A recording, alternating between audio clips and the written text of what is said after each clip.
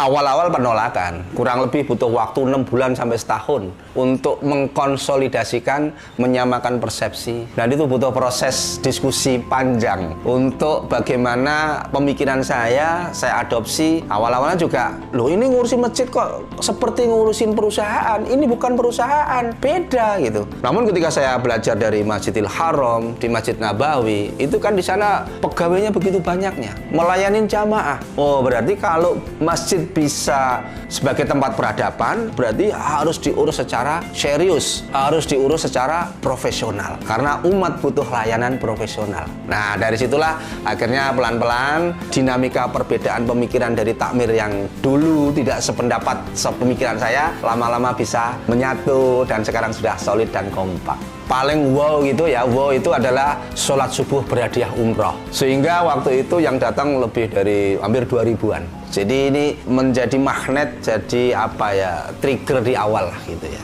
Terus sholat tarawih mengundang imam dari Timur Tengah, terus bergeser masjid buka 24 jam, disiapin teh dan jahe 24 jam, barang hilang diganti oleh takmir. Terus yang viral lagi adalah masjid ramah musafir.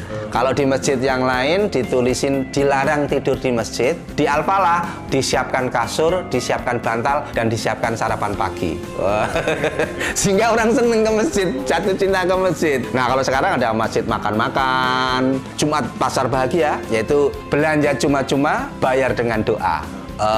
Ada beberapa orang itu di sosial media yang mengomentarin, ini ke masjid kok dikasih makan, masjid kok dikasih hadiah umroh, masjid kok ngasih hadiah motor.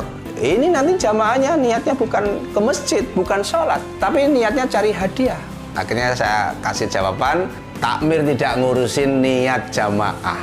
Tujuan takmir masjid atau DKM adalah mengajak umat Islam untuk kembali ke masjid dulu. Orang yang penting hadir ke masjid, nanti pelan-pelan hatinya kita basuh, kita ajak dialog, kita ajak diskusi, dan insya Allah lama-lama nanti cinta ke masjid. Butuh waktu, butuh proses. Tidak tiba-tiba langsung diajak sholat, tidak tiba-tiba diajak kajian Ibnu Katsir, Bulughul Maram. Nah, ini mungkin levelnya sudah paham agama. Kalau masih pemula, maka perlu daya tarik apa supaya hadir ke masjid. Jangan lupa like, follow, comment, subscribe, and share ya.